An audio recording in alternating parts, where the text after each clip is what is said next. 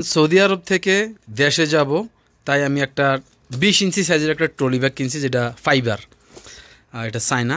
তো আসলে এই ট্রলি ব্যাগটা আমার থেকে 65 রিয়াল নিয়েছে, কিন্তু এই ব্যাগটা যে দোকানদারে বিক্রি করছে আমাকে, তার কিনা কত দেখেন আপনার। আসলে মাথায় যদি বুদ্ধি থাকে তাহলে বুঝবেন। দেখেন এখানে BX, এটা হচ্ছে তার দাগ, কোড নাম্বার।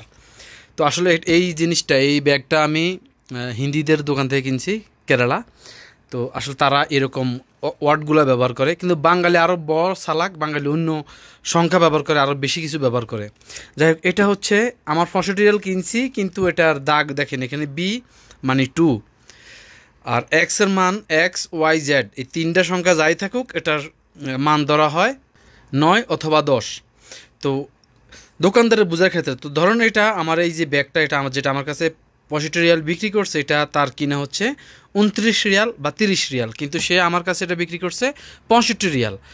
এখন অনেকে বলবেন যে আপনি জানেন তাহলে কিনছেন কেন। আসলে এখানে তারা অনেক বড় একটা অ্যামাউন্ট ইনভেস্ট করছে, তার দোকানে লোক আছে, তার একটা খরচ আছে।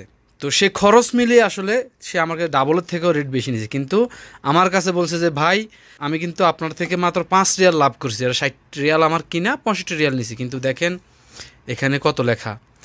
যারা দোকানদার তারা যদি আমার এই ভিডিওটা দেখেন তাহলে বুঝবেন।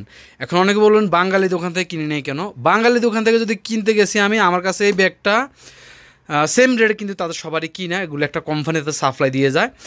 সে আমার কাছ থেকে ব্যাগটা 90 রিয়াল চাইছে, লাস্ট আমাকে 70 রিয়াল বলে দিছে। আবার বুঝেন 3 গুণ দাম বেশি চাইছে বাঙালি দোকান থেকে। এবং তারা কিন্তু এরকম, অনেকে আছে এরকম কোড ব্যবহার করে, অনেকে আছে এরকম কোড ব্যবহার করে না। তারা কি করে, এখানে 1 থেকে 4, 1 থেকে 6 এরকম নির্দিষ্ট একটা সংখ্যা বসায়, যে সংখ্যার মান আপনারা বুঝে নেবেন যেভাবে, প্রথম একটা সংখ্যা, লাস্টের একটা সংখ্যা, অথবা লাস্টের 2টা সংখ্যা, অথবা প্রথম 2টা সংখ্যা, এরকম এক এক দোকানদারে এক এক রকম বোঝার জন্য এভাবে বিক্রি করে।